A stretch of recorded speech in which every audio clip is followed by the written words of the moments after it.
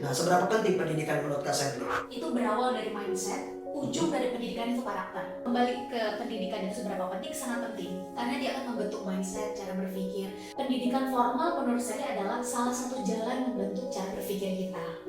Tapi kalau ditanya mulainya dari mana, dalam hal ini segala hormat kepada guru-guru Serli, mulainya adalah dari satu lembaga informal yang kita sebut sebagai keluarga. Jadi aku sempat baca kan perjuangannya Kak Serli ini waktu di Australia, pernah jadi loper koran yang lempar dulu kan belum ada ini ya, dulu masih pakai Masih koran lempar. gitu.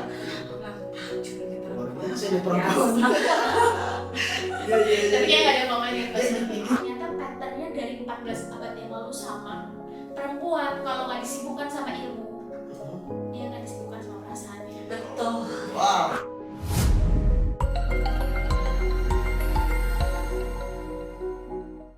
Para penonton podcast Ruang Tamu, kali ini kita kedatangan seorang motivator yang kata-katanya seperti ini. Lebih baik berkeringat hari ini daripada bercucuran air mata di masa depan. Kita sambut ini dia Kak Serli Annovita Rahma. Assalamualaikum. Waalaikumsalam warahmatullahi wabarakatuh, Ustaz. Mbak Halo, Kak Silvi, Serli. senang banget. Bagaimana kabarnya nih, sehat semua? Alhamdulillah, saya sehat. Kebetulan juga kita hari ini langsung yang punya rumah datang juga nih. Dari ngumpul gitu loh. Gak apa-apa, nanti kita tanya-tanya bareng untuk Kak Serli seperti apa kehidupannya dan juga aktivitas dan keseharian di yang sekarang kita jalani begitu. Nah, Kak Serli sebenarnya berasal dari mana sih bisa ada di Jakarta ini? Saya lahir dan besar di Aceh, Ustaz. Oke. Baru sampai SMA saya di Aceh. Dari Dari Aceh, dari lahir sampai SMA di Aceh. Baru kemudian waktu kuliah awalnya di Jogja. Dari Jogja saya baru pindah ke Jakarta. Jadi S1 Serli Mbak Silvi itu diselesaikan di Jakarta. Di Jakarta ya. Awalnya di Jogja terus pindah akhirnya. Awal di Jogja itu berarti di UGM. UGM. Terus konon katanya menyelesaikan S1-nya di Paramadina. Itu bagaimana Kak? Kalau di Bisa sampai ke UGM Paramadina. itu kan Serli udah ngambil kuliah nih. Iya. Terus ternyata orang tua kok ngerasa nggak kurang tenang gitu ketika anaknya ada di tempat yang nggak ada yang mantau. Mungkin karena perempuan kali ya. Jadi masih ada saudara, paman, adik ayah di Jakarta. Jadi pas waktu dinyatakan alhamdulillah lulus beasiswa di Jakarta, ngobrol diskusi, boleh nggak kepikiran nggak untuk ke Jakarta supaya orang tua ngelepas anaknya merantau tuh lebih tenang gitu. Jadi kayak win-win solution sih sebetulnya Ustaz. Karena orang tua tuh dulu bilang mungkin karena masalah finansial juga. Kami nggak ada uang kalau mau nyekolahin kamu ke Pulau Jawa. Paling jauh Medan, paling jauh. Kalaupun kamu mau maksa banget kuliah di tahun itu, nggak gap year, berarti adikmu harus ditahan dulu untuk tidak naik ke SMP karena uangnya ya salah satu. Harus salah satu yang ini ya. Iya, yang harus naik salah dulu satu ya. Nah, saat itu saya berpikir jauh lebih berhak adik saya kan Mbak untuk SD naik SMP. Kira diskusilah sama orang tua. Nah, kalau saya cari beasiswa boleh apa enggak, diizinin apa enggak, dan boleh enggak kalau di luar di Pulau Jawa gitulah intinya. Nah, ketemu di tengah boleh, tapi kami nggak bisa bantu secara finansial gitu.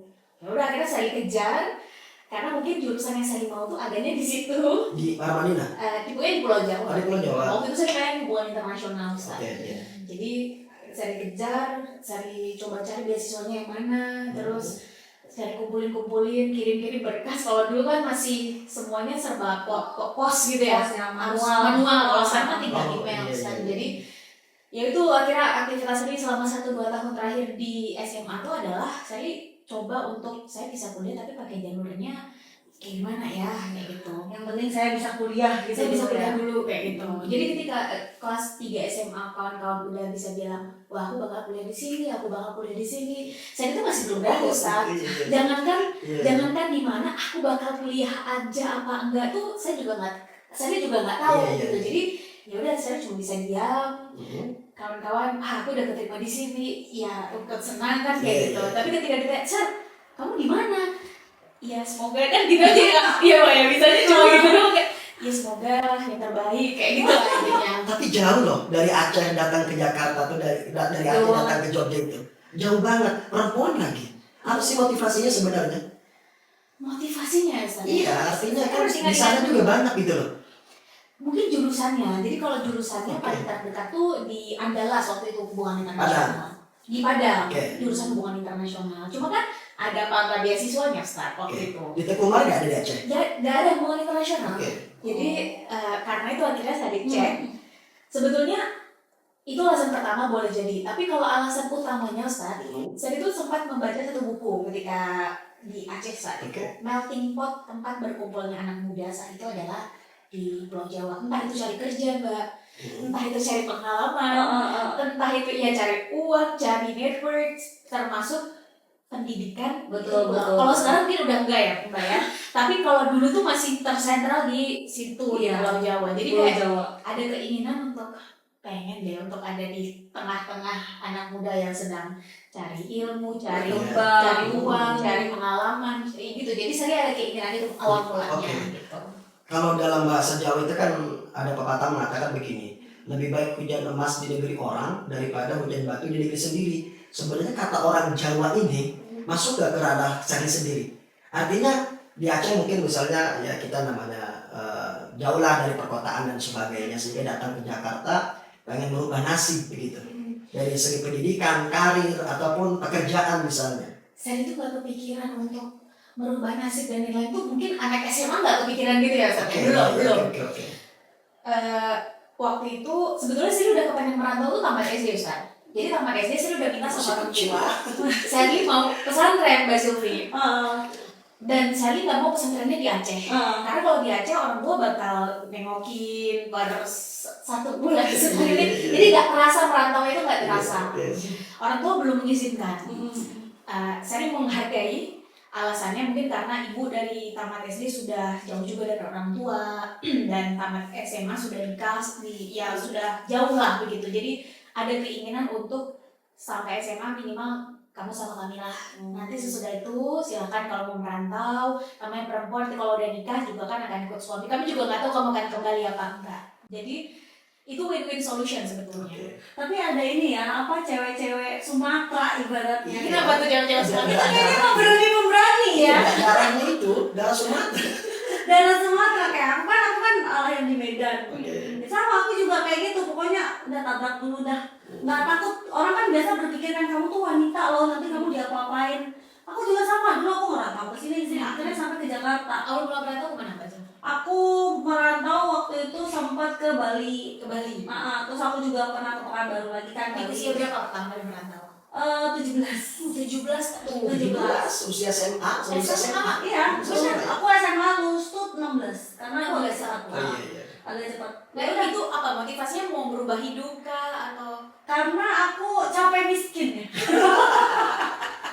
Capek miskin ya. Capek miskin gitu. Ya nggak apa-apa, jadi kan motivasinya karena pengen kaya, bisa. Pengen kaya. Jadi aku dulu, sebenarnya aku dulu juga sama nih Kak Sherly. Aku juga sama dulu merantau karena kayak di keluarga kami itu kan belum ada yang ibaratnya hedon gitu kan, jadi benar-benar keterbatasan semua. Terus aku perempuan, tapi aku ngerasa jiwaku tuh laki-laki gitu loh. Maksudnya bukan berarti gimana, jadi gini, bukan berarti aku perempuan terus aku harus jadi pengecut gitu. Jadi aku dari dulu waktu tamat SMA, belum aku masih kayak kelas 2 SMA, itu aku bolak-balik ke Jakarta untuk syuting. Figuran kakinya doang. Sama jatuh misalnya gitu. Ya dulu aku mulainya dari situ. Tapi berarti dari Medan ke Jakarta, Dari Medan ke Bandung, habis Bandung ke Jakarta, habis Jakarta aku pernah juga ke Bali, habis ke Bali aku pernah ke Jogja, habis Jogja balik lagi ke Bandung, balik lagi ke Jakarta, ke Sidoarjo, terus Surabaya 13 tahun baru balik lagi ke sini. Sama perempuan Medan tuh apa ya, bukan perempuan Medan lah, kita bilang Sumatera. Iya, Rata-rata tuh tangguh-tangguh gitu loh. Makanya aku dengar cerita kasarnya tuh, ya berarti memang predikat cewek-cewek Sumatera ini tangguh-tangguh ya, nggak menyek-menyek gitu. Tapi kayaknya memang perantau itu sudah jadi darah yang maksudnya tuh jadi sesuatu yang nggak asing gitu ya Mbak ya. Iya, dan ada kebanggaan ketika kita misalnya berhasil di luar pulau kita, misalnya ngerasa oh saya berhasil gitu. Ya kata-kata orang Minang kan seperti itu. Benar. Jadi jangan merasa sukses kalau misalnya belum bisa merantau, sukses seperti itu. Itu orang Minang seperti itu. Nah, terus Kak Sherly sendiri, jadi di tahun berapa sih sebenarnya ke Paramadina? Kita nggak bahas contoh ya karena Iya, di iya. contoh nggak sampai lulus. Di satu semester. Oh, iya, iya, artinya Jadi nggak terus sampai di satu semester yang menyelesaikan sama, di sana. enggak, satu semester, terus saya pindah, jadi di tahun yang sama. Itu Saya pindah. nggak di Jogja itu, di UGM itu awalnya Sastra Jepang. beasiswa nggak? Beasiswa. Beasiswa. Oh, Tapi kenapa pengen pindah ke Paramadina? karena jurusannya kan di sini sastra Jepang, di sini hubungan Oh, internasional. gitu. Saya itu utamanya tuh pengen hubungan Oke, internasional. oke. Kan gitu kan utamanya. Iya, iya, iya. Nah terus awalnya saya sempat berpikir ini pindah tapi kok sayang ya karena kan kampusnya sudah baik kan Iya, gitu. oke lah. Nah terus ya nggak tahu hati saya kok bilang kalau sebenarnya saya itu bukan orang yang pintar-pintar banget. Kalau di kelas tuh saya bukan yang hari ini belajar terus langsung juara, nggak kayak gitu. Kalau yang lain mungkin jawabnya cepat, saya harus mempersiapkan jawaban itu dari mungkin 1 atau 2 hari sebelumnya gitu. Jadi mungkin apa ya ulet Oh iya, iya. gitu. Jadi kerja kerasnya mungkin bagian itunya ya Ustaz. Jadi ketika Sherly di situ, bagi Sherly salah satu yang membuat kayaknya bisa sampai di sini tuh karena ada orang tua. Jadi bukan karena Sherly nggak merasa pintar, tapi Sherly merasa setiap ada ridho orang tua itu kayak gampang aja, kayak ada aja jalannya gitu. Nah, ketika orang tua menyampaikan apa ya ketakutan, khawatirnya kok ya jauh, nggak ada saudara di sana, anak perempuan boleh nggak? Kalau nggak apa-apa kita merantau, kejar cita-citamu, tapi boleh nggak kalau di Jakarta biar kamu juga tenang. Jadi ridho orang tua ini kayaknya lebih terbuka ketika di Jakarta. Apalagi ibu Ibu masih ada? Ibu masih ada. Iya, doa-doanya mungkin salah satunya kuat dari ibu. Dan maksudnya ini nggak tahu, mungkin setiap orang beda-beda ya Ustaz. Oh. Tapi kalau Sherly, setiap misalnya apapun, mau tampil, mau ujian, itu Sherly minta, Mi tolong didoain kayak gitu. Nggak tahu, itu dari kecil aja Ustaz. Jadi kayak rasanya kayak belum tenang kalau sebentar deh, kita lagi mau podcast nih sama Mbak Zubir. Doain ya Mi, kayak udah kebiasaan aja ya Pak ya. Udah berbakti, kebiasaan yang baik begitu. Tahun berapa itu? Di Paramadina? 2010. 2010. Rektornya? Pak Anies Baswedan saat itu ya. Oke. Pak Anies Baswedan jadi rektor. Ini banyak cerita yang menarik nih sebenarnya nih. Kita bahas soal pendidikan ya. Artinya sebenarnya posisi ketika memang di Paramadina sendiri, katanya ada beasiswa yang perlu ditandatangani sama rektor. Terus ternyata nggak jadi, sebenarnya apa? Saya pengen tahu kisahnya. Oh, Itu kayak mana itu? Jadi intinya itu udah mau akhir-akhir kuliah, udah mau lulus gitu. Nah, Sherly ada terbersit keinginan untuk gimana kalau ngelanjutin kuliah lagi karena ngerasa kok ilmunya kurang ya kayak gitu. Nah, Sherly mulai cari-cari beasiswa. Nah, salah satu syarat beasiswa itu adalah harus punya surat pengantar atau surat rekomendasi Ustaz. Dari orang yang dekat dengan kita atau mengetahui perkembangan kita selama waktu tertentu. Nah, waktu itu kan Sherly ada beberapa mentor. Karena beberapa waktu itu sempatlah beliau ngasih pesan-pesan, Sherly coba tanya ke beliau, Bapak kalau saya nanti melanjutkan kuliah lagi, apa boleh dapat rekomendasi atau surat pengantarnya dari Bapak? Boleh silakan. Kamu kasih tahu aja butuhnya kapan, karena kan dia untuk stadium 2. Kamu kasih aja butuhnya kapan, karena surat itu baiknya dibuat tidak jauh dari waktu yang kamu butuhkan. Biasanya 6 bulan. Gitu, jadi ada waktunya gitu. Oh iya Pak, siap, saya lulus dulu S1, terus saya persiapkan gitu. Akhirnya Sherly coba kejar itu. Nah, ketika sudah lulus, itu kan Sherly waktu itu juga perjuangan untuk bisa melayakkan diri dari sisi bahasa ya Ustaz. Karena bahasa Inggris Sherly itu pas-pasan dulu. Sampai sekarang sih. Nah, maksudnya tuh Sherly harus belajar lagi, les, ambil course, apa sih kayak tambahan kelas gitu. Yang itu kan butuh uang ya, Mbak Sylvie. Sedangkan uang beasiswa saat itu seingat saya di 800.000 per bulan kala itu belum dipotong kayak namanya asrama. Kan kita harus kasih uang pengeluaran lainnya lah. Uang air, uang listrik. Jadi intinya tuh kayak ini gimana lagi mau les bahasa Inggris, uangnya juga udah pas-pasan. Jadi akhirnya Sherly sambil ambil les, ngelesin anak orang lah gitu. Uangnya saya tabung-tabung supaya bisa les bahasa Inggris gitu. Jadi maksudnya untuk teman-teman sekarang yang Gen Z, teman-teman tuh berada pada posisi yang enak banget. Belajar dari tahun kita dulu ya. Teman-teman mau belajar sekarang udah ada yang di YouTube mungkin. Maksud saya itu kejar apa yang teman-teman mau, apalagi jalannya itu menurut saya sekarang lebih cepat, lebih mudah, lebih efektif. Nah, kembali ke yang tadi. Akhirnya tuh ke gapnya tuh 1 atau 2 tahun saya sambil bekerja lah. Oke. sambil bekerja, sambil ngeles-lesin dan seterusnya. Setelah itu udah keterima di satu beasiswa. Beasiswa itu minta semua syaratnya diselesaikan, kayak gitulah. Saya minta lah akhirnya ke beliau. Pas beliau lagi ngisi di satu tempat, saya minta. Ketika saya minta, beliau ingat. Jawaban beliau adalah, "Sir, saya ingat saya punya janji itu, tapi posisi saya sekarang adalah Menteri Pendidikan. Yang kalau saya ngasih surat itu ke kamu, itu sudah beda, nanti atas nama posisi saya dan itu Iya. tidak berintegritas nanti dengan posisi saya." Tapi beliau kali itu sudah keluar dari rektor. Sudah. Jadi beda ini ya. Sudah, jadi Oke. nggak bisa lagi mengatas dirinya sebagai rektor gitu. Tetap akan dilihat beliau dengan posisinya. Yang Mendikbudnya. Iya, Kecewa kan? kecewa banget Ustaz. Jadi kayak, tapi kan Bapak udah janji dulu dengan saya. Iya, oh, sempat gitu. Sempat, Bapak udah janji dulu dengan saya akan ngasih. Betul. Saya bisa bantu apa selain itu? Jadi beliau menekankan pada integritasnya. Dan integritas itu adalah salah satu yang kalau dari dulu cukup beliau jaga, kalau saya lihat ya. Iya. Jadi ketika beliau mengatasnamakan integritas, saya melihat bahwa sebenarnya kan nggak apa-apa, Bapak banyak kok Pak yang kayak gitu. Kan ini cuma surat doang gitu. Bapak nggak usah bilang Bapak Menteri Pendidikan deh, tulis aja nama Bapak gitu, sebagai orang yang sudah mengenal saya sekian tahun atau jadi mentor saya kan bisa Pak. Gitu. Jadi saya cuma menggunakan kata-kata janji beliau gitu. Tapi atas dasar nilai itu saya pikir pertama saya respect dan beliau, yang kedua beliau melakukan apa yang beliau katakan. Jadi selama ini beliau ngomong integritas, ya beliau berupaya untuk melakukan itu. Dari situ saya melihat bahwa ternyata politik atau jabatan politik itu dengan nilai itu bisa ekuivalen. Yang selama ini saya pikir ya nggak apa-apa, itu kan hal yang biasa dalam konteks political practice gitu. Dan surat rekomendasi itu tidak keluar dari tangan beliau. Beliau bilang bahwa saya bisa tulis tangan Sari, tapi nggak bisa. Akhirnya nggak keluar. Akhirnya Sari minta ke yang dulu jadi kepala program studi Sari di Paramedina dulu. Minta, karena kan beliau ngikutin perjalanan Sari, jadi Sari akhirnya udah minta ke sana. Gitu. Mantul. Jujur ya, kalau aku masalah politik itu kan nggak ngerti ya. Iya. Tapi aku lihat kayak gini tuh, wow, keren. Itu tuh nggak ada apa-apa dibandingkan perjalanan Mbak Silvi. Tapi kan setiap orang kita punya porsi masing-masingnya. Betul.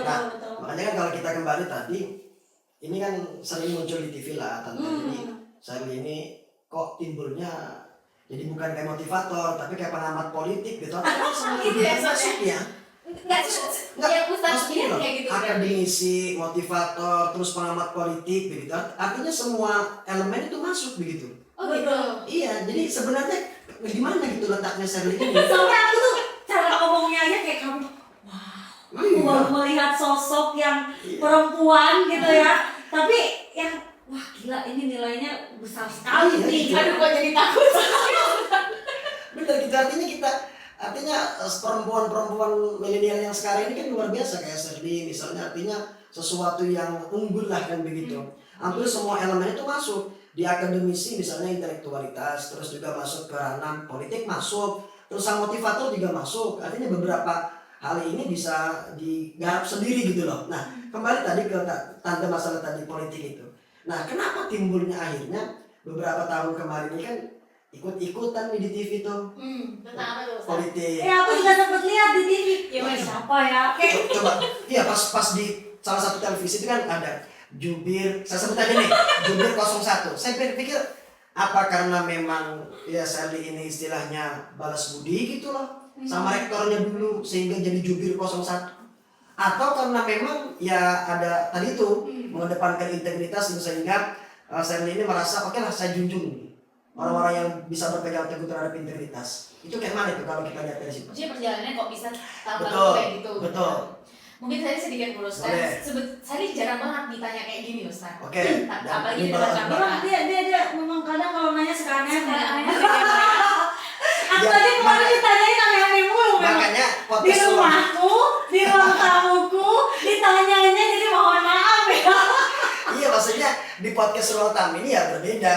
Kira-kira begitu. Dan karena ada tuan rumahnya ya. Ya, oke, nggak apa-apa, kita sharing aja. Nggak apa-apa, biar kita sama-sama Kita nggak aja sama dia. kita nggak menjurus terlalu ke politik, cuman maksudnya kok bisa gitu loh seorang intelektualitas, terus seorang ya motivator. Kemarin saya lihat di TV itu, tahun kemarin ya, itu jubir 01. Jadi seolah-olah mendukung 01 gitu loh, secara politik gitu loh. Padahal kan bisa saja Sherly ini masuk ke ranah pengamat politik yang tidak bisa memilih satu tempat. Boleh punya pilihan, tetapi ya istilahnya posisinya stabil saja gitu, jangan mendukung salah satu paslon misalnya. Itu kayak mana tuh Abang?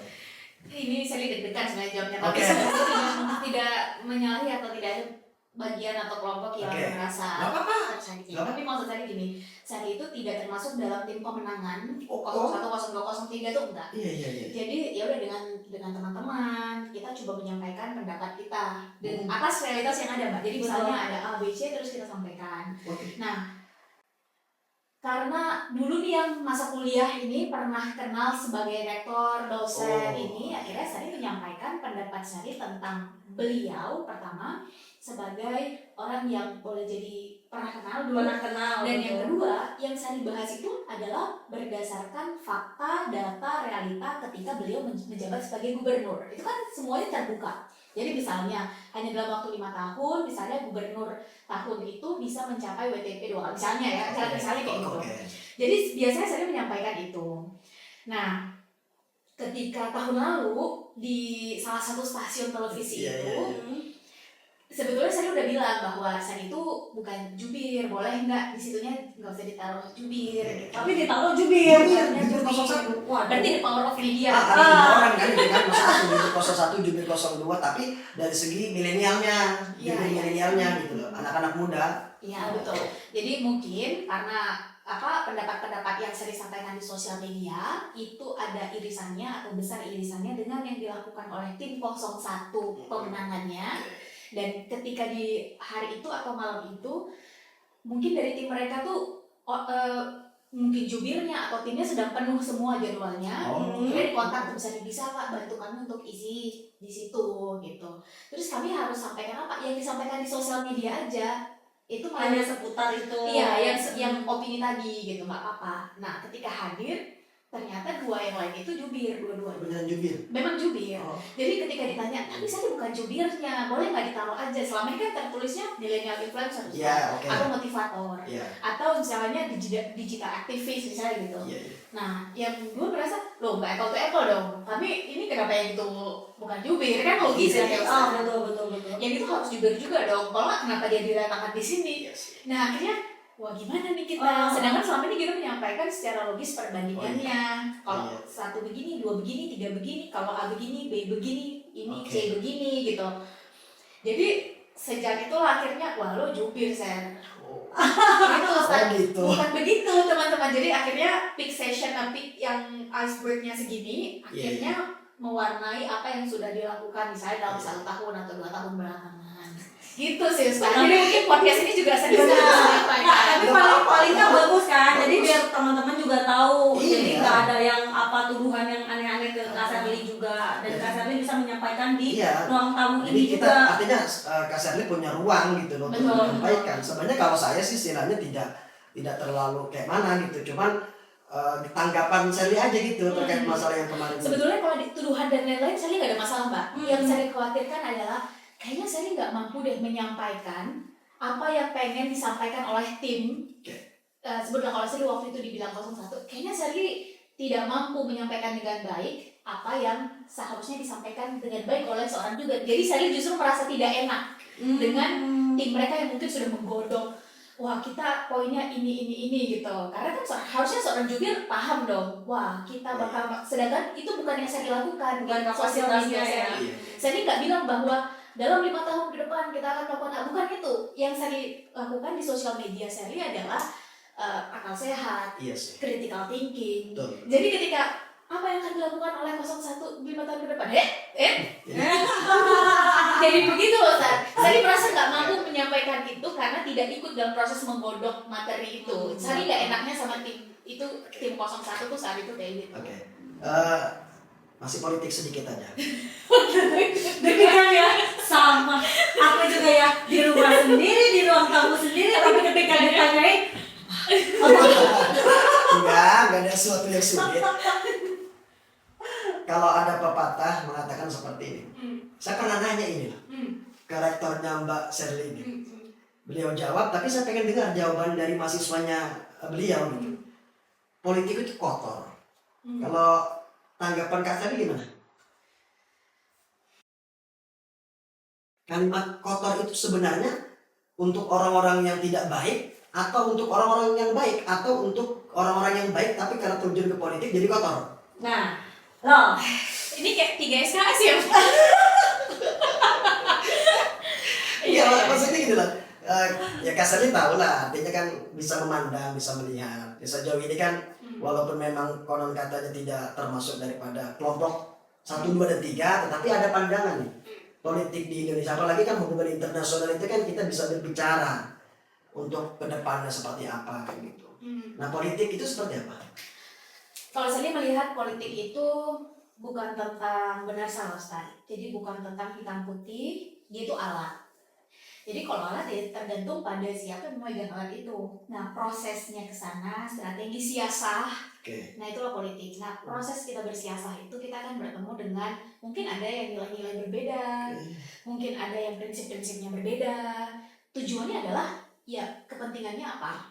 Ada yang kepentingannya untuk masyarakat, rakyat, publik, orang banyak. Ada yang mungkin menyelipkan sedikit kepentingan untuk dirinya sendiri atau kelompoknya atau keluarganya. Nah, proses strategi siasahnya ini yang kadang-kadang mungkin bahasanya adalah ya udah deh semua diempat, ya udah deh menghalalkan segala cara, ya udah deh gimana caranya yang penting goal dulu. Nah, ketika cara yang dilakukan ini melanggar entah itu prinsip, entah itu kompas moral, entah itu hal-hal yang ada aturannya, tapi ya udah entah dilewatin aturannya atau mungkin aturannya diganti, entah apapun itu ya kan. Kok ini nggak bener ya secara hati nurani, kok ini nggak tepat ya caranya. Enggak, maksudnya gini loh. Kalau saya sih memandang tadi yang disampaikan Kak Sherly ini justru bagus. berkelas banget. Iya, berkelas gitu loh. Makanya saya ngomong di sini, Pak Anies ini tolong dijaga. Ini mahasiswa yang luar biasa di intelektual kan. Jadi maksudnya kembali ke tadi, politik itu kotor apa enggak? Justru Tergantung what's orangnya, beyond the misalnya. politics. Yes. Apa di balik politik itu? Karena saya ingat banget seorang bapak, salah satu founding fathers pernah bilang kayak begini, bahwa ketika mayoritas itu buta politik, maka justru yang di bawah itu bakal kesulitan sesulit-sulitnya. Karena at the end of the day, satu tanda tangan di atas itu bisa mengubah banyak hal. Harga minyak di pasar, harga beras di pasar, pendidikan, akses kesehatan. Dengan satu tanda tangan. Jadi kalau yang dituju adalah posisi jabatan, nah itu baru. Kalau yang dituju adalah dengan satu tanda tangan kita bisa menolong berapa juta orang untuk melanjutkan pendidikan, itu baik. Tinggal bagaimana cara dan strateginya. Dilalahnya adalah ketika di zaman sekarang mungkin ya Ustaz, mungkin bisa jadi salah. Namanya manusia, kata Bu Hamka, dikasih 2 kelebihan mutlak oleh Tuhan. Pertama ini, yang kedua hati. Untuk merasakan apa yang orang lain rasa, merasakan apa kesusahan orang, naruh kaki kita di sepatu orang. Nah, ketika yang kita menangkan cuma ini, aduh gimana ya caranya supaya bisa sampai di titik itu, hilang sisi empatinya. Ya udah, akhirnya kemampuannya, posisi, jabatan, ilmu, uang dipakai untuk entah membodoh-bodohi, entah untuk mengelabui, kan gitu ya. Sama halnya dengan kalau yang menang empati, baik sih orangnya gitu, tapi ini yang nggak ada, misalnya strategi siasat gitu. Akhirnya apa terjadi? Dibodoh-bodohi terus. Benar. Kemenangannya adalah strategi. Nah, saya setuju. Gimana, Saya setuju. Makanya kenapa Gubernur pada 2017-2022 itu pernah mengatakan dengan satu tanda tangan saya itu bisa menutup satu tempat. Yang konon katanya ribuan orang masyarakat pendemo, tapi tidak bisa ditutup. Tapi dengan politik satu tanda tangan saya saja, Gubernur 2017-2022, saya tidak sebut namanya, ya. Tahu lah. Oke, luar biasa. Kak Sherly, pendidikan seberapa penting untuk Kak Sherly tentang pendidikan? Pendidikan. Gen Z dengerin. Iya. Artinya kita orang nih punya apa istilahnya biar dapat motivasi gitu. Betul. Pendidikan penting gitu loh. Nggak hanya sebatas kita sekolah gitu. Tapi kan ada hal-hal yang perlu kita perbaiki dari pendidikan. Nah, seberapa penting pendidikan menurut Kak Sherly? Kalau ditanya ke Sherly ya Ustaz, Iya. sekali lagi mungkin ada yang setuju, mungkin ada yang nggak setuju. Tapi Sherly mengartikan pendidikannya itu sendiri, itu berawal dari mindset, ujung dari pendidikan itu karakter. Dan pendidikan itu bisa kita dapat dari mana aja. Salah satunya adalah lewat sekolah formal. Nah, kalau ditanya seberapa penting, manusia tanpa mindset itu kita kehilangan bagian terpenting dari manusia gitu tuh, mindset, cara berpikir, bagaimana kita melihat masalah, bagaimana kita merespon masalah, kan gitu ya Mbak ya. Nah, karakter ini adalah akhir dari pendidikan menurut saya. Iya. Jadi kalau ditanya seberapa penting karena ibaratnya manusia tanpa leher ke atas, maka yang dipunya ya hati, kan itu aja. Ya tadi, kenapa orang baik akan selalu kalah sama orang dalam tanda kutip jahat? Iya. Ya boleh jadi karena yang menang ini, tapi ininya yang nggak terlatih kan gitu. Nah, kembali ke pendidikan itu seberapa penting, sangat penting. Karena dia akan membentuk mindset, cara berpikir. Dilalahnya selama ini, atau mungkin belakangan ini Ustaz, mayoritas kita melihat pendidikan itu adalah sekolah formal, SD, SMP, SMA, atau mungkin ada SS selanjutnya, S1 dan seterusnya. Pendidikan formal menurut saya adalah salah satu jalan membentuk cara berpikir kita.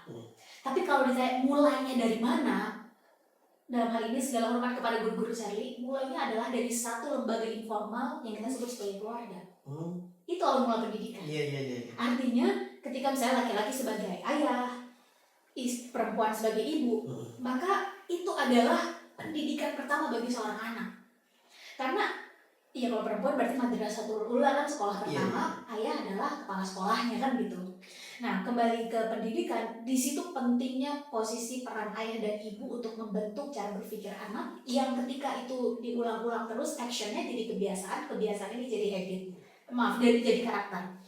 Nah, ketika sekarang ya udah deh yang penting sekolah SD, SMP, SMA, S1, S2, S3 dan kita dapat ijazah, so what's next?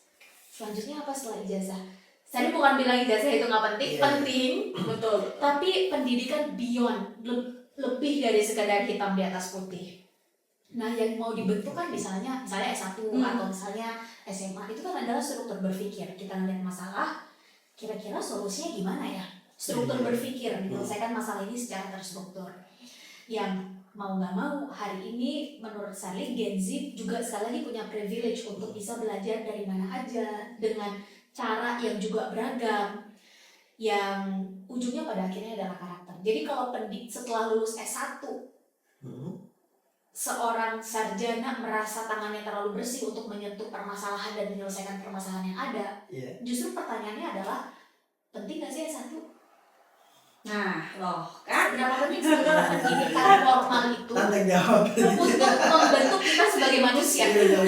Jadi sehingga bagi saya teman-teman yang mendapat privilege untuk sekolah formal ini punya tanggung jawab lebih atas keilmuan, atas kesempatannya untuk menjadi bagian dari kira-kira kita bisa ngelakuin apa ya. Mungkin nggak semua bisa kita selesaikan, tapi apa yang bisa kita lakukan ya untuk setidaknya menjadi puzzle atas solusi yang bisa kita berikan kayak gitu.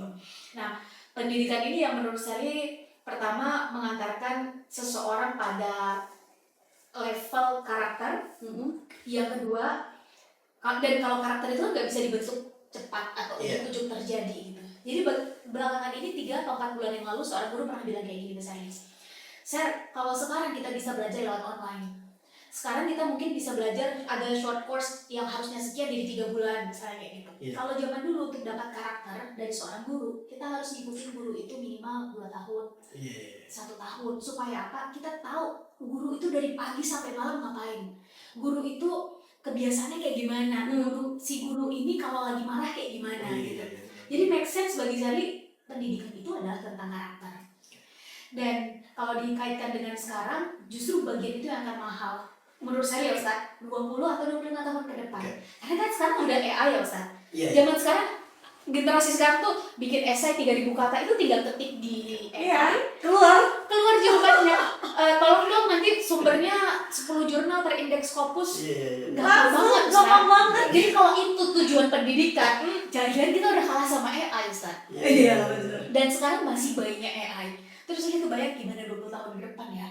bagian itu kalau kita bergantung pada konteksnya hanya ini, maka karakter itu nggak kebentuk.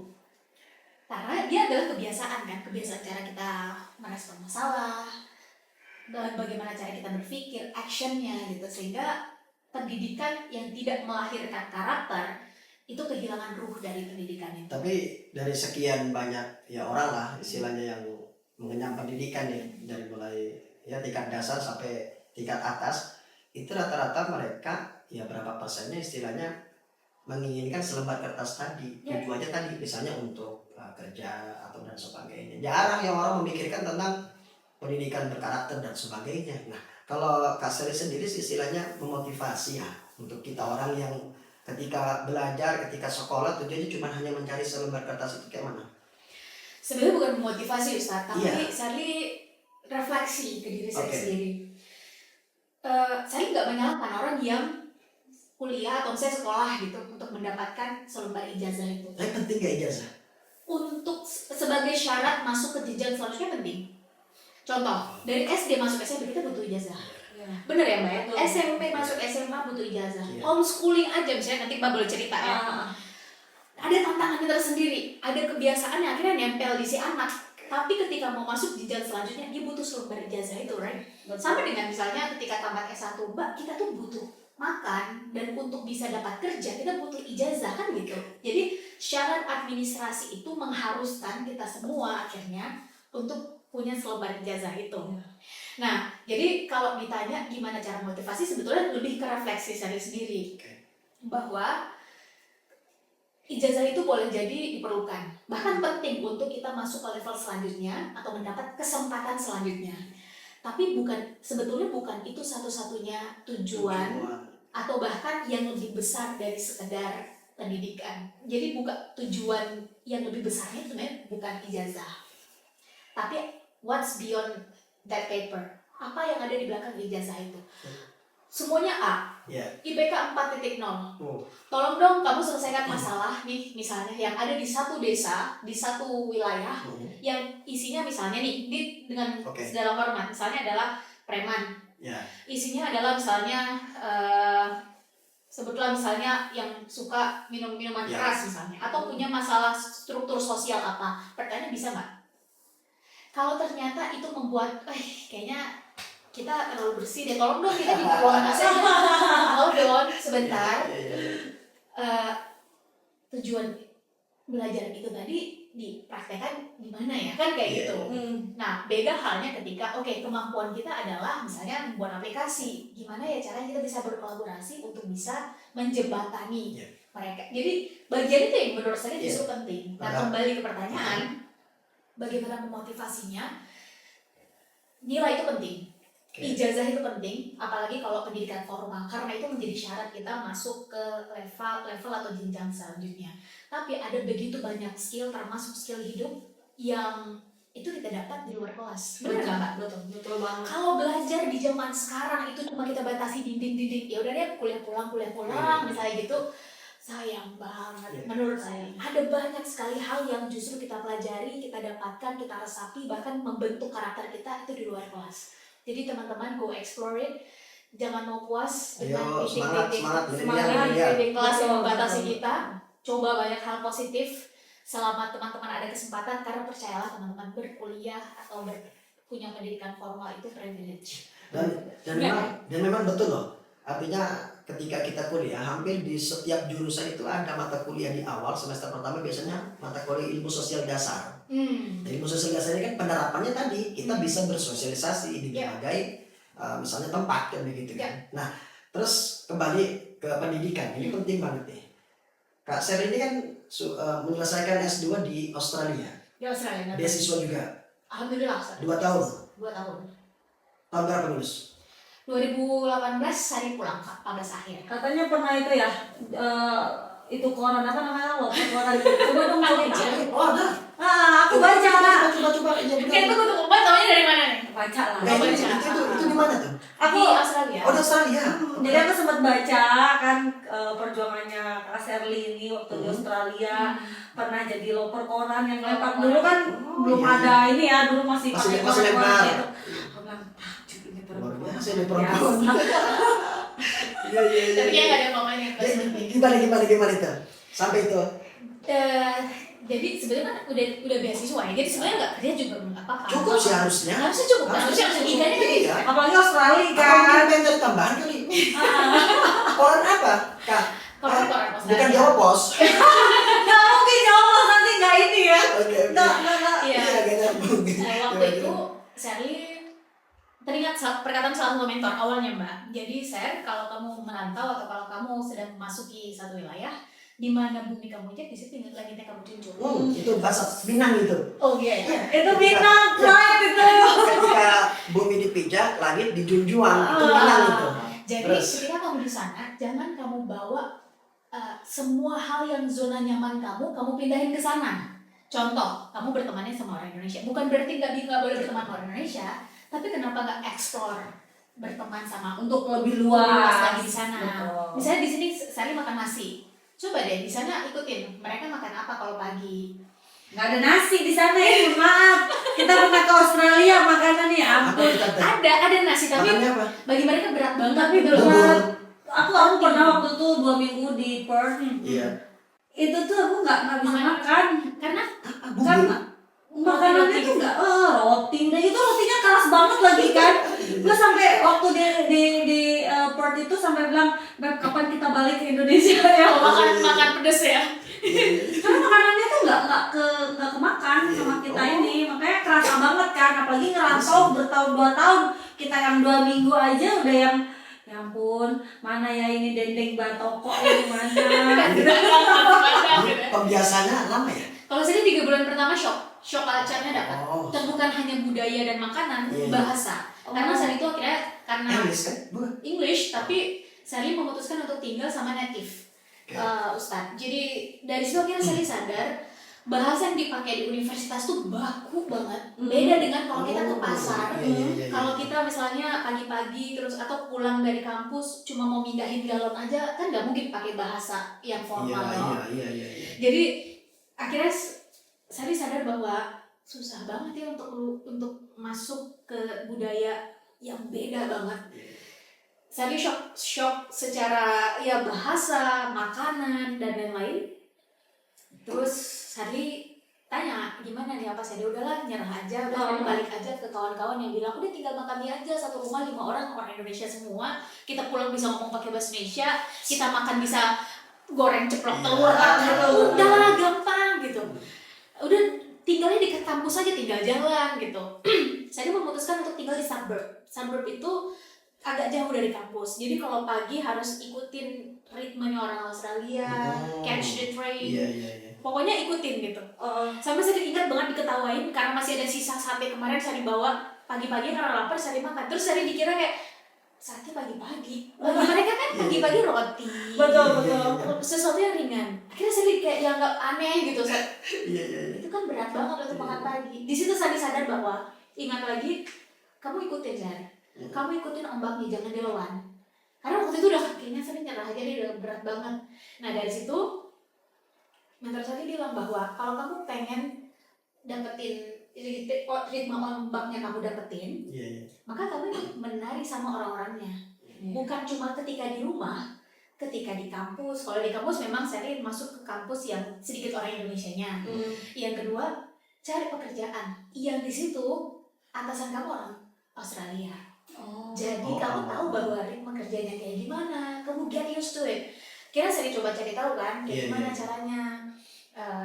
Dan karena selalu pulang malam. Kalau saya naik train itu kan kalau kita masih lampu-lampu, kalau di sana udah malam tuh gelap banget. Kalau saya di jalan sendiri perempuan kayak agak takut gitu Ustaz. Apalagi di suburb bukan kota kan.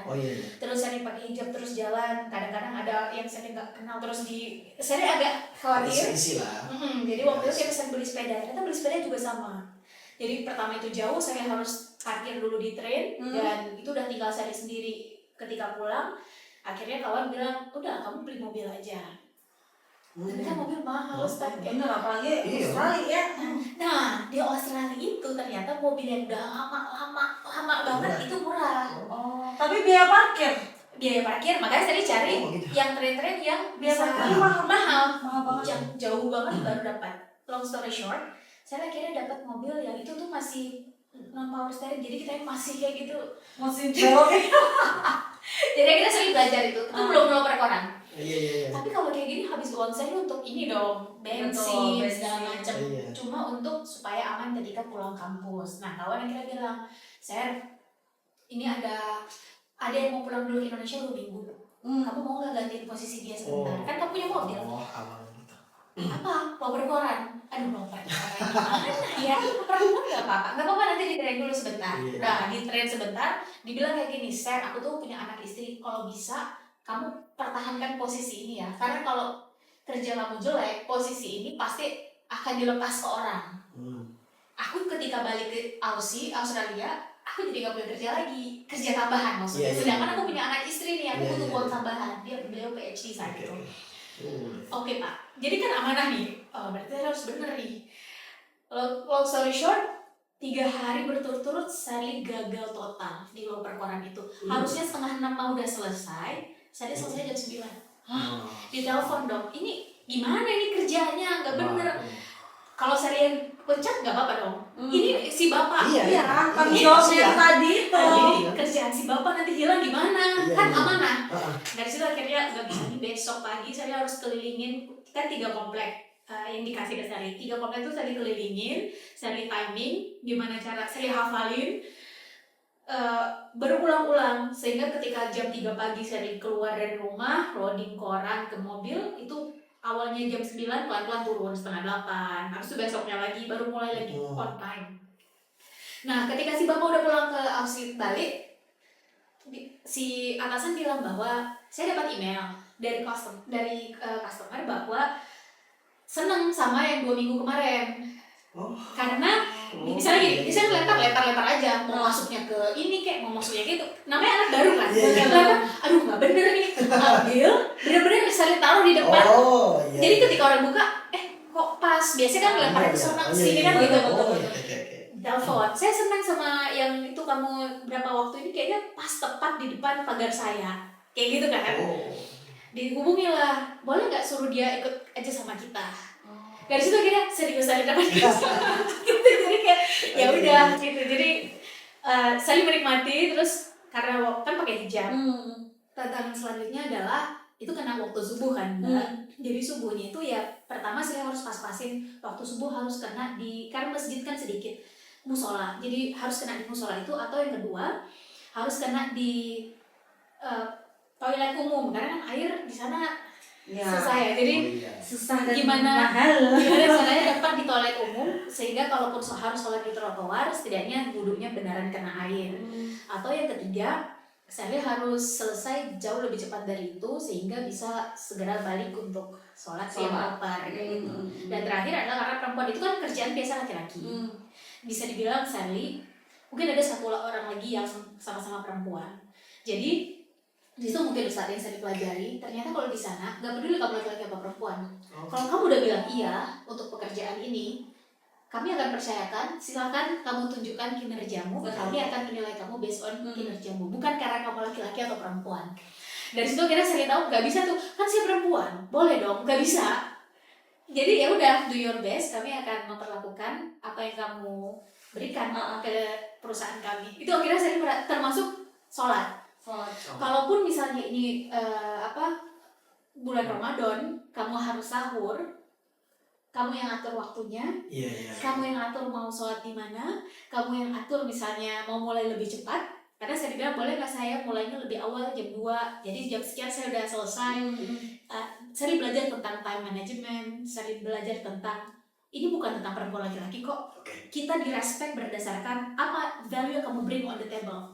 Jadi dari situ akhirnya saya sadar sekarang udah nggak zaman lagi perempuan untuk ayo dong hormati kami perempuan. Ini tentang show your value first, tunjukin dulu value kamu di mana, baru kemudian entah perempuan entah laki-laki akan menghargai kita based on that value. Dan kala itu nyaman ya?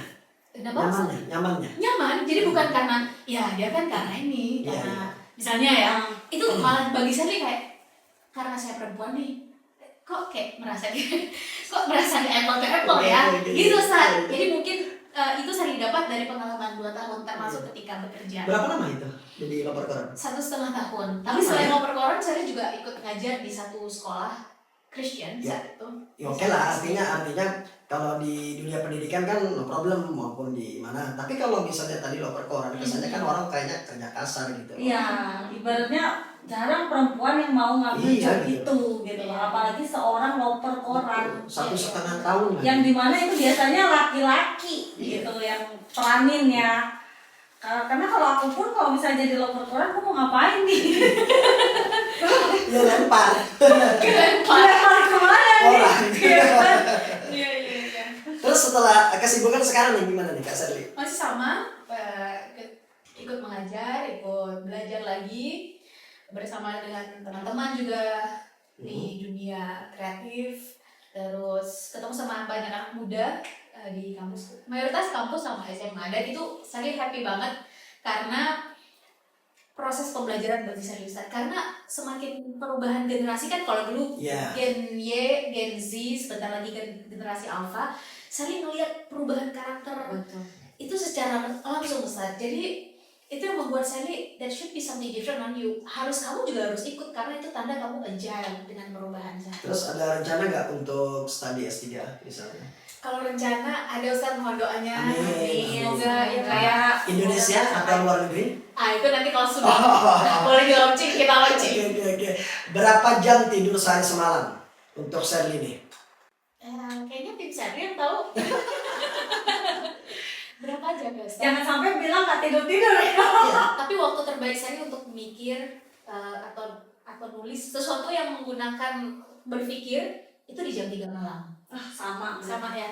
Oke, berarti nggak lama Biasanya ya? jam 10 itu 10 jam 11 itu saya udah istirahat. Sekitar Kecuali 4 jam ya? 4-5 jam. Iya. Kecuali kalau memang lagi di jalan tuh biasa dengan tim itu paham bahwa jam 1 kita udah harus berangkat ke bandara. Jadi mungkin nanti curi-curinya di Oh gitu. perjalanan, atau misalnya jam sekian kita udah harus berangkat lagi gitu. Kak Sherly ini sukses loh. Apa tuh? Iya sukses. Beliau ini sangat sukses. Enggak, sebentar, definisi sukses itu apa? Benar nggak Kak? Saya jawab dong. Iya dong. Iya dong. Tapi jujur aku tuh kagum banget. Ya, Aku tapi- baru melihat perempuan ya, sosok perempuan Ya, nih. betul. Karena aku banyak nih teman. Tapi dari tadi aku kan ngamatin, Ya. terus aku benar-benar kagum dan wah ini kayaknya sebuah inspirasi baru Betul. lagi. Sosok perempuan yang berkelas Iya. itu ternyata Betul. seperti ini Luar gitu loh. biasa. Bukan hanya cantik, tapi cara dia ngomong, Betul. apa yang dia keluarkan itu tertata rapi. Oke, begitu. Tertata rapi benar. Justru aku suka perempuan-perempuan yang seperti ini daripada mendahulukan Maksudnya gimana? Ucapan dulu gitu. tapi dipikirnya kagak gitu. Aku melihat Kak Sherly ini sosok yang beda banget. Makanya dari tadi kan aku tuh kayak kalau aku laki-laki mungkin aku ini target Tapi bener loh Tante. Sherly ini sukses loh. Makanya tadi ditanya definisi sukses itu kayak mana? Ya saya rasa sukses itu kan dia bisa bersahabat dengan zona tidak nyamannya. ya, karena definisi sukses sendiri bagi setiap orang itu beda-beda. Beda-beda. Beda-beda. Artinya sesibuknya ya istilahnya kemana ngajar dan sebagainya, terus sering diundang kemana-mana untuk jadi motivator. Nah Sherly ini masih nyaman gitu loh. Orang biasanya capek lah gitu loh, pusing lah gitu, atau mungkin ada rasa kecewa dan sebagainya gitu. Tapi ada istilah gini dari seorang guru, setiap kita tuh akan dicoba dengan hal yang paling kita cintai. Jadi kalau misalnya Ustaz cinta dengan ilmu, mungkin dengan ilmu Ustaz dicoba. Benar banget. Mbak Sylvie dengan apa yang Dengan paling suami. dicintai? Dengan apa? Uang mungkin finansial. Mungkin dulu ya, kalau aku dulu mungkin betul kata Kak Sherly tadi, kita tuh akan dicoba dengan apa yang kita suka, yang kita jaga. Dulu aku sangat menjaga uang.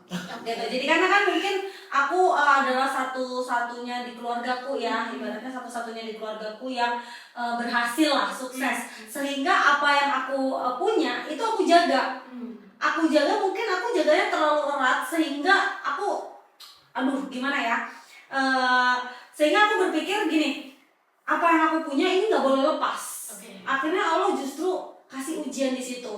Apa yang aku punya Allah hilangkan semua itu selepas-lepasnya. Tapi dari situ aku jadi berpikir lagi gitu loh. Ada pola pikir, ada mindset baru yang aku sekarang tanamin, bahwa apa yang kita punya itu sebetulnya bukan seutuhnya milik kita ternyata. Mungkin dulunya aku kayak amalnya kurang atau kayak gimana, atau aku kurang care sama keluarga. Padahal kadang aku berpikir, loh aku sudah care kok, tapi aku terus lagi, terus pikir lagi, apa yang aku punya itu banyak, tapi kamu hanya memberikannya sedikit gitu loh. Makanya dari situ aku banyak sekali belajar dari kisahnya orang-orang juga gitu loh, bahwa apa yang kita punya itu yang nggak sepenuhnya kita punya, dan makanya Allah itu akan memberikan ujian dari apa yang kita sayang, apa yang kita jaga selama Oke. ini. apa yang kita jaga. Jujur kalau misalnya ditanya, saya emang kamu mau ya misalnya kayak sekarang Iya. apa motivasi motivator kan gitu ya Ustaz bilang Betul, tadi, betul. mungkin bukan posisinya yang saya kejar Iya. mungkin ya, tapi long story short itu semua tuh membentuk kan ego, ada ego yang muncul. Iya. Betul. Jangan-jangan selama ini ego itu yang belum pernah terpatahkan, atau ego justru semua yang terjadi di hidup saya itu justru memperbesar ego itu. Sehingga belakangan ini kok kayaknya Tuhan lewat alam itu sedang menguji atau menjatuhkan ego atau menumpulkan bagian itu gitu. Jadi dan ketika diingat lagi kok gini banget ya, tapi mungkin ini selama ini yang kamu jaga saya. Mungkin misalnya anak daerah dianggap kamu ngapain, Oh iya. kan kayak gitu. Iya. Jadi kamu ngapain merantau jauh-jauh, misalnya dulu orang-orang sekitar Sally bilang kayak begitu. Udahlah kita dari keluarga biasa-biasa aja, emang bisa. Kan kurang lebih kayak gitu. Yang boleh jadi agak sedikit dipupuk adalah nggak bisa kok kita anak desa, kita anak daerah, tapi kejar. Ibu Sally tamatan SMA, kalau ibu tamat SMA sudah agak terbatas pilihan-pilihannya, maka anak-anak orang tua ini udah kejar. Walaupun misalnya kami bukan orang yang bisa ngasih fasilitas, kami bisa mengantarkan kalian ke guru yang mana ya. Jadi Luar biasa. dari situ akhirnya orang tua bukan memupuk ya, tapi kayak ngejaga ego kami gitu loh Ustaz. Iya, benar. Sehingga di titik tertentu kayaknya itu sih yang dicoba oleh ya Tuhan lewat Iya. alam. Akhirnya di situ yang saya pikir ya jangan lawan. Iya. Ya kadang-kadang menari aja sama Iya. ombak deh. Mungkin ya itu bagian yang harus Iya. dilewati. Oke, mungkin terakhir ini Tante ya. Minta motivasi dong kata-kata buat Gen Z atau milenial terkait tentang pendidikan dah. Artinya kan biar semangat gitu sekolahnya. Karena kan sekarang pendidikan sekarang ya, aku lihat ya, Betul. anak-anak sekarang tuh mulai menghindari, bukan kayak yang merasa pendidikan itu nggak penting. Iya. Karena jujur yang aku lihat kan, kalau zaman dulu nih Kaser, kita kan kalau misalnya nggak ada pendidikan yang tinggi itu kayak kurang dihargai. Kalau aku melihat dari segi mata aku yang ibaratnya yang minim sekali ya, yang amatir lah ibaratnya gitu. Aku melihat anak-anak sekarang tuh justru mengebelakangkan pendidikan. Yang aku lihat nih, mereka berpikir pendidikan itu sekarang nggak penting. Karena apa? Sekarang tuh mencari uang itu bukan dengan pendidikan katanya mah gitu. Yang aku lihat ya, karena ini aku sebagai ibu-ibu amatir lah, karena ya aku kayak gini-gini kan nggak terlalu dalam kan. Cuman aku melihat fenomena anak sekarang tuh seperti itu, bahwa pendidikan nggak penting mah katanya. Sekarang mama mau sekolahin aku sampai setinggi apa gitu. Sekarang tuh mah kita tuh zamannya apa, handphone, gadget, kita bisa cari teknologi mah katanya. Kita gimana caranya teknologi ini menghasilkan uang, itu keluar dari anakku yang umur 14 tahun. Iya tuh. Wah, Aku sampai SMP. Iya, aku sampai, nah terus nak, kamu nggak mau sekolah? Aku bilang, Aku udah bisa kasih uang mah ngapain sekolah gitu ya. iya, jadi Sama nyari uang dan nanti. mereka tetap ngikutin apa kataku, sekolah dulu, nanti setelah paling nggak SMA lah aku selalu bilang gitu, paling nggak SMA lah. Oke. Tapi mereka tuh anak sekarang kan opininya ngeri-ngeri ya. Aku sampai, Allah ini kalau ini lu ngomong Iya, gini ke emak gua, lu udah dijilat kayaknya. Iya ya, orang tua dulu ya. Kita nggak bisa beropini ya kan. Anak sekarang tuh kayak gini loh Kak Sari. Oh nggak penting sekolah itu mah katanya. Hah, nggak penting? Penting aku bilang kan. Terus tapi sekarang tuh mah anak-anak umur 18 tahun, 20 tahun mereka udah punya uang miliaran. Nah itu menurut Kak Sari gimana nih? Biar Sekalian nanti ibu amatir ini kata-kata motivasinya. Kata-kata Motivasi untuk anak-anak. betul, biar seorang ibu amatir ini nggak celengak-celengok gitu loh, nggak pelangak-pelangak ketika ditanyai anak yang ibaratnya anakku kan Gen Z sama Alpha nih. Mereka kadang mempertanyakan sesuatu yang aku tuh pusing juga jawabnya. Iya. Gitu. Nah, jadi Benar aku banget anak zaman Oke. Biar semangat gitu. Tapi mungkin saya sepakat banget dengan yang tadi Mbak Silvi sampaikan. Terus nanti mungkin refleksi ya ke diri saya sendiri juga Ustaz. Sally nggak menolak sama sekali apa yang terjadi ke anaknya Mbak Sylvie itu, karena memang zaman sekarang kita hidupnya kan dengan gadget. Ya. Bahwa informasi itu udah tsunami tiap hari, paginya FYP A, sorenya udah FYP B. Bener. Iya kan? Hari ini trending A, besoknya udah trending B. Jadi cepat banget, semua cepat banget. Dan dapetin uang juga jadi cepat, dan itu bener-bener di dalam genggaman kayak gitu. Nah, justru pendidikan dalam tanda kutip yang tadi, pendidikan yang tadi itu menstrukturkan semua informasi yang masuk.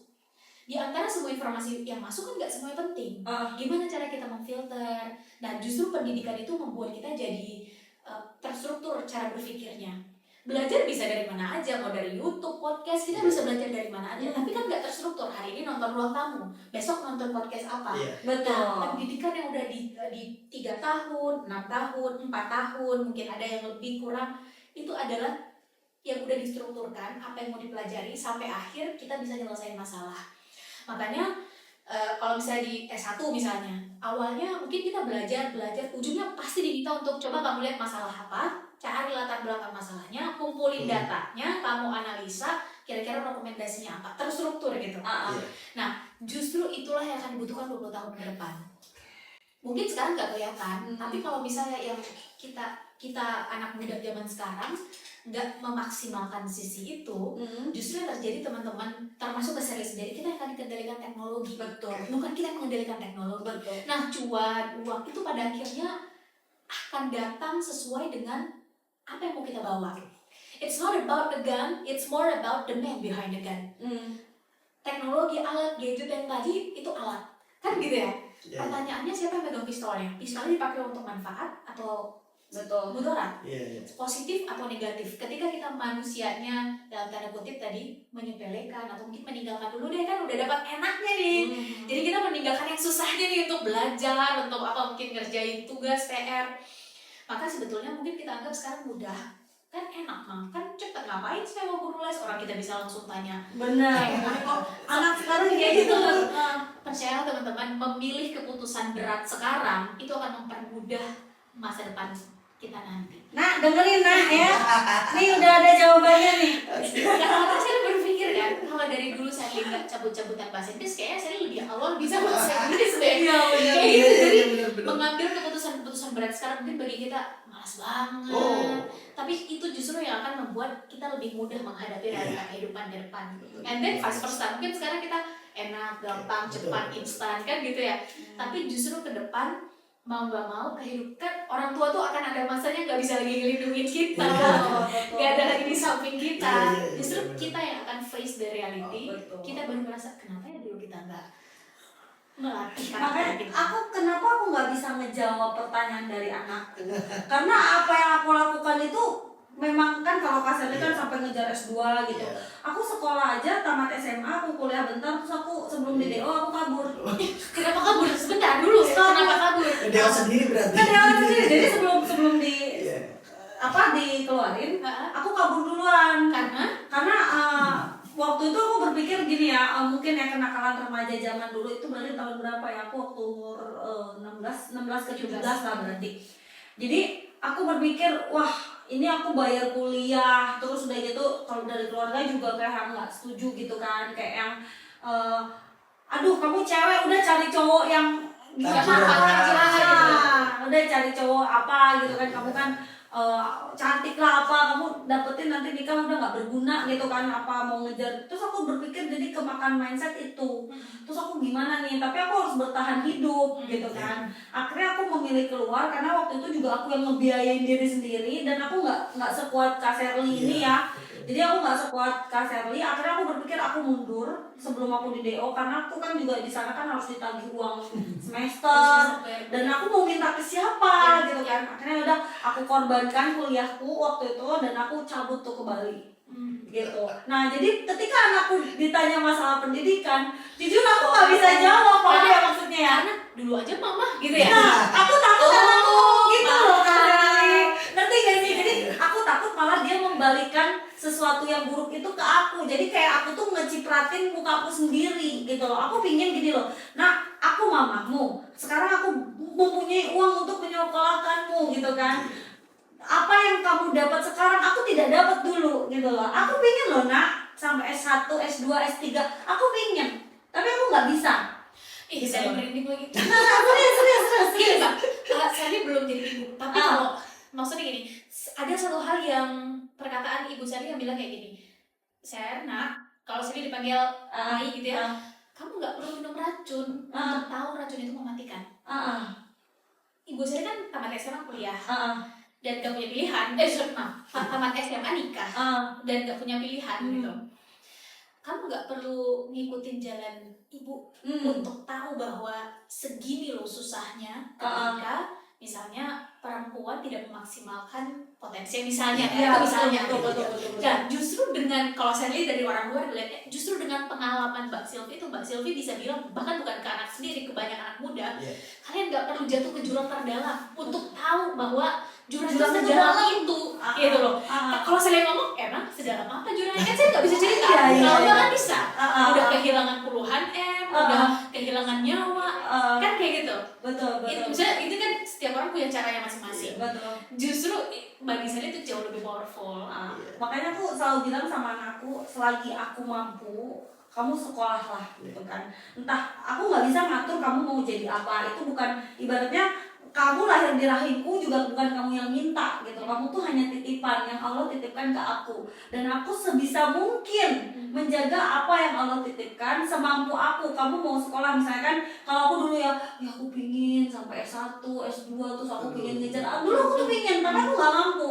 Aku nggak mampu dari sisi satu, keluarga aku kan broken home, ya kan, keluarga aku broken. Jadi banyak banget aspek-aspek yang membuat kenapa nggak cari uang sendiri, kenapa begini, kan banyak orang yang seperti itu. Enggak, hidupku dulu dari kecil itu penuh tekanan, ya kan, hidupku lah ini kok malah jadi gua yang gak apa-apa.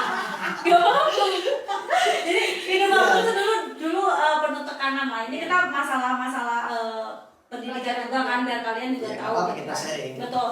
Jadi hidupku tuh dulu penuh tekanan, lahir dari keluarga yang broken home, sedangkan aku tuh melihat dari sisi keluarga dari papaku terutama ya, yang pendidikannya tuh wah tinggi-tinggi gitu kan. Apalagi kan aku kan memang Sumatera ya, aku orang Sumatera, dan ketika aku di sana, papaku juga berharap aku seperti ngikutin jejak-jejak keluargaku gitu loh. Yang paling enggak ya jadi dokter, bidan, paling enggak kayak gitu. Nah, sedangkan dalam diriku sendiri tuh aku punya keinginan seperti itu, aku pingin, aku mau, tapi ternyata aku tidak dikasih jalan itu sama Allah gitu kan. Aku sudah mencoba, ternyata aku nggak dapat dukungan kan, itu rasanya gimana ya, dari keluarga mama, dari keluarga papa pun kalau soal materi, karena waktu itu memang kita ada keluarga yang cukup ada, tapi seiring berjalannya waktu kita kan nggak tahu ya story mereka seperti apa, karena aku juga waktu itu masih kecil. Akhirnya mereka pisah di usia, aku kelas 5. Aku kelas 5 SD, terus aku ke Medan tuh. Aku di Medan tamatin SD, habis itu aku balik ke Pekanbaru untuk tamatin SMP ku. SMP ku di Pekanbaru, SMA aku di Bandung. Nah, di Bandung itu aku udah mulai tuh cari uang. Ya kan, aku mulai cari uang, makanya aku daftar ke kuliah waktu itu. Iya, aku daftar karena aku waktu itu uangnya cuma mampu di situ. Jadi aku waktu itu tuh jual banyak banget, aku jualannya. Aku jualan, terus waktu itu kan musim-musim foto, cetak foto, aku juga jadi kayak gitu. Jadi aku fotoin nih, Kak Sherly aku fotoin, daripada Kak Sherly cetak di situ 1.000, sama kita aja. Ini sama aku, nanti beli 5 gratis 1. Aku tuh sampai seperti itu. Tapi ternyata tekanan itu tuh berat banget di aku. Sampai aku tuh mikir, karena aku juga kan dipanggil terus kan, ini SPP, ini uang semester gimana, katanya kan gini-gini. Dan itu tuh menjadi, kayaknya Allah nggak ingin deh menjadikan aku tuh sosok yang wanita yang berkelas gitu kan, yang punya pendidikan bagus.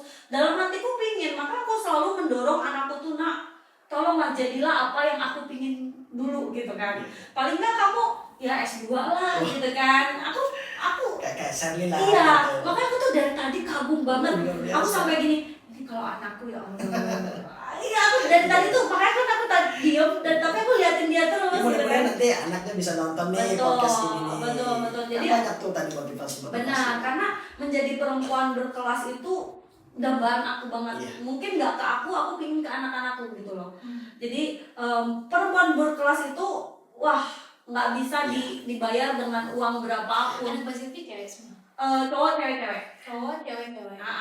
Gitu. Nah yang waktu itu ngomong itu yang cewek masih 14 tahun gitu kan. Jadi dia tuh ngomong, dan kita juga sebagai orang tua nggak bisa yang gitu nggak, karena story-nya kita Coba. Saya ini Iya, karena yang cewek, tadi kita tanya perempuan. Mungkin ada hal yang cocok dilakukan 20 tahun yang lalu, tapi nggak cocok dilakukan zaman sekarang kan beda Ustaz. Oke. Banyak hal yang butuh kita adjust, tapi prinsipnya boleh jadi sama. Nah, di zaman sekarang mungkin belajar bisa dari mana aja, dan setiap orang kan dikasih kelebihan oleh Tuhan beda-beda. Ada yang mungkin unggulnya kreativitas, tapi lemah dalam hal hitung-menghitung. Ada yang unggul dalam hal, pokoknya cuan-cuan cepet nih. Tapi kalau urusan linguistik atau ini bukan di situ kelebihannya. Jadi kalau menurut saya nggak bisa satu path kita samaratakan ke yang lain. Kalau power itu ada posisi jabatan, ilmu, misalnya tadi kan ilmu S1, S2 kan berarti jalurnya ilmu. Ada yang mungkin lewat tenaga, ada yang mungkin lewat kemampuan finansial. Kalau di zaman sekarang fame, terkenal, informasi bisa kita sebarluaskan secara cepat. Maka ya pilih. Maksudnya di zaman sekarang Gen Z, Gen Alpha, pilih teman-teman mau pakai pathway yang mana untuk menjadi versi terbaik teman-teman. Nah, poin kedua karena tadi perempuan bervalue. Saya pengen bilang bahwa ternyata patternnya dari 14 abad yang lalu sama. Perempuan kalau nggak disibukkan sama ilmu, dia akan disibukkan sama perasaan. betul. Jadi perempuan mau lewat online belajarnya, mau punya guru, sibukkan diri kita dengan ilmu, berkarya. Kalau enggak, Ayo semangat kita semuanya. bakal sibuk sama perasaan. Oke. Baik.